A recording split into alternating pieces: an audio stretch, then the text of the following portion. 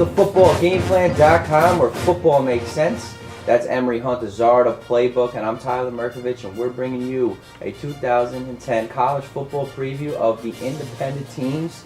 Let's start out with Army, 5-7 last year, still not over that 500 mark. Rich Ellison did a good job putting in the triple option offense, but only 18 touchdowns for freshman quarterback Trent Steele. He's now a sophomore. They're more optimistic because he's got experience there now, and he's only going to play better. So what do you feel about the Army Black Knights this year? You look at Stillman's progression as a leader. He's a true leader right now, but to take that next step to be a great leader for that Army offense, that's the big question. That's question number one. Can he take that next step? And they want to get that passing game more evolved to keep defenses honest. Yes, they run a triple option, but that's what makes Navy so successful. That's what makes Air Force so successful, is that they do have the threat to pass out that option attack. So they have to get that playmaker. And David Brooke, the wide receiver, big physical guy, can't be that playmaker if they allow him the chance to catch the football. And when you talk option football, interior offensive line play is key. They return a solid interior offensive line starred by guard Seth Reed. Yeah, they were very stagnant on offense last year. Defenses knew what was coming. They really need to put more points up to help that defense, which returns 8 starters,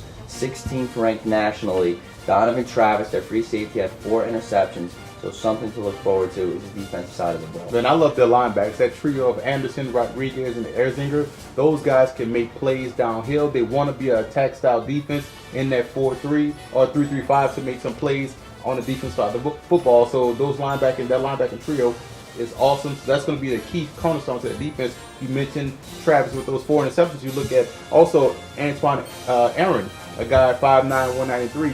Tough physical corner, makes a lot of plays close to the line of scrimmage, because you know, being an Army or a Navy cornerback, you have to be able to tackle because they run that aggressive style defense. So Aaron can make plays to the line of scrimmage. Can he make plays in the passing game? That's the other question. And they have a very favorable schedule this year, so if they get out to a good start, maybe they get to that 500 mark or above. Well, I look at the game between the game between Navy and the game between Hawaii. Those are 2 big matchups on that schedule. And now for the Navy Midshipmen, great year last year, 10-4, Rock, Missouri in the Texas Bowl. Ken Numatalolo, what a job he's done. When Paul Johnson left, he's keeping that program up top. But when you talk about the Midshipmen, it's all about senior quarterback Ricky Dobbs, help leading that rush offense, 4th in the nation with over 280 yards per game. Talk about what you love about Midshipmen. Well, Dobbs is a tremendous leader. He can make a push for a Heisman. He's a dark horse Heisman candidate. Tremendous leader. Wants to be president one day. He stated in the game before, but he has to stay healthy all season. He takes a lot of hits at that quarterback position in the option, so he has to be healthy all year. Also, look at the fact that that running back position lost their star, but you want to keep an eye on G.G. Garrison. That guy is a tremendous running back, outstanding playmaker. He should surprise this year. And also, you look at the offensive line play. They're solid. Those starters come back, and they have to maintain their offensive discipline. One of the least penalized teams in the country. That is outstanding. Which means they keep the ball longer, and they put other teams in positions to force them to punt, and which they don't. On the defensive side of the ball, 34th ranked in yards per game, giving up 335, so that could improve. But DN Jabari Twain, he's a junior. He's got amazing motor, plays very aggressive. Listen to these stats: 2 forced fumbles, 1 recovered, 3.5 sacks, 5.5 tackles for loss. So this guy's coming into his own. He's going to be a star on that defensive side of the ball. Well, you know they run the 3-4, so you got him up front. That's impressive. Now, they lost all starting 4 linebackers, which is tough, but they do have some solid depth behind these guys. You look at Tyler Simmons, and you also look at Caleb King, another linebacker. So those guys are going to step up and make plays, but it's going to be tough to replace those starting 4 linebackers of the defense that was pretty solid last year. And you also look at getting pressure on the from the defensive line should help out the secondary make more plays on the ball this year as opposed to last year. This team has some big games. They play in Baltimore against Maryland to open it up. They play Notre Dame at the Meadowlands, and of course they play Army in Philadelphia. So this team could really make some moves if they get past the schedule. Well, you look at 3 games. You just mentioned Maryland, Notre Dame, and Army. All come at 3 quarters of the season. Maryland in the beginning, Notre Dame in the middle, Army at the end. So especially if Ricky Dobbs, look out, he's serious. And now for the Notre Dame Fighting Irish. Of course, new coach Brian Kelly comes in. He's instilling discipline in the program. Dane Chris, ACL tear last year, but he's slated to be the starting quarterback, and he's got a lot of weapons around him, including Armando Allen, a senior running back, but they're really high on Sierra Wood, but his options throwing the ball, Michael Floyd, wide receiver, Kyle Rudolph, tight end, those are very prototype NFL caliber players. Well, you look at Chris coming into an ideal situation.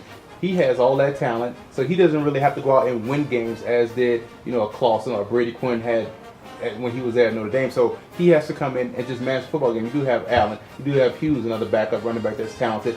Kamara, another big, tall wide receiver that's coming back off injury. You mentioned Kyle Rudolph, and I like the offensive line. It's going to be solid. They lose a lot of key players, but Trevor Robinson is going to be a star. That guy is a guard. Interior line play is going to be huge for the Irish. They have a lot of experience on that offensive line, and this offense could be dynamic. But can the defense get stops? Because they have a lot of question marks on that defensive line and that secondary. I like what I see out of the linebackers, though. I love Brian Smith. He's a senior, 6'3", 235 pounds, 70 tackles, 2 interceptions last year. And, of course, the highly touted recruit, Manti Te'o. They're going to team up at linebackers. But can they stop teams through the air? Bob Diaco, of course, changing that defense from a 4-3 to a 3-4. What do you think? Well, you look at a 3-4 defense to switch. The most important player is going to be Ian Williams, the nose tackle. He has to control the center of the offensive line, the center and the guard. He has to command a double team, which is going to allow those linebackers. I think the linebackers are actually better suited to play in a 3-4 as opposed to 4-3. So that means Te'o, Fleming, they should be able to get their quarterback. And if they can generate pressure from the front seven, the secondary is going to look a lot better this year because they couldn't get to the quarterback last season, and that's why the secondary is getting torched. So switching to a 3-4, which means you're going to be an attack-style defense. You can't find that fourth and fifth guy where they're coming from. It's going to be tough for teams to block that up front. So I think Notre Dame is going to look better on defense because they will be able to generate pressure up front. Well, if they're better on defense, who knows what they could do. They got a brutal schedule, but everything's coordinated. Like you said, if they got that defense going, Brian Kelly knows how to score points. Exactly. Now for our predictions, who's contender, who's a pretender? I think Navy's for real. I'm on the Navy bandwagon. I love Ricky Dobbs as the quarterback. And Kenu Matololo, he's going to turn it around. Notre Dame, I think they're going to have 500, maybe 7 wins. They're going to be building. They're not going to be all there. And I think Army, they have a manageable schedule. I think they could get to 500. I doubt it, though. I think they could get 4 to 5 wins, though. The future looks bright for the Black Knights. Yeah, I think Notre Dame that schedule is tough, and a new coaching staff, new scheme. You got to weed out your type of players and the guys that want to be there and who doesn't. So you look at that schedule. I think they'll win about 6 or 7 games, which is good for a first-year coach coming in. That fan base can't have that much expectation coming in. I know the expectations are sky high in South Bend, but they have to be realistic. 6 or 7 games right now. I think Navy. I think these guys will go undefeated. I think they beat Maryland. I think they beat Notre Dame, and they're going to beat Army. They're going to win the Commander-in-Chief trophy for the 8th year straight. The 8 consecutive bowl games. They have a real legitimate shot to go 12-0, and I think they might hit it this year. And Army, I think they actually might get to a bowl game. All they need is 6 wins. They already have a bowl tie-in. So if they can get to 6 wins, they get in the bowl game. They fell 1 game short. And a couple of games they lost close that they fell late. So they really could have had 7 victories last year. So I think this year coming in with that type of momentum, I think they get to their bowl game. So I think all 3 teams are going to play in a bowl game this year out the Independence. Notre Dame Navy game is going to be terrific. Right. A lot of offense in that game. I think if Notre Dame had a little more defense, if they weren't transitioning to this defense, they had a bigger front, better front, and better secondary, I think they'd get extra win or 2.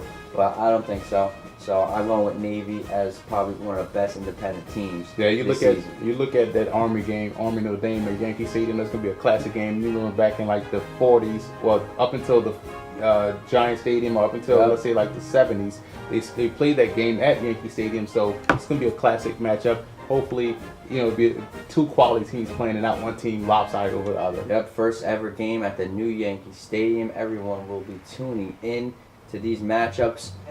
And for more college football previews, visit footballgameplan.com/NCAA or check out our YouTube page at youtube.com/footballgameplan.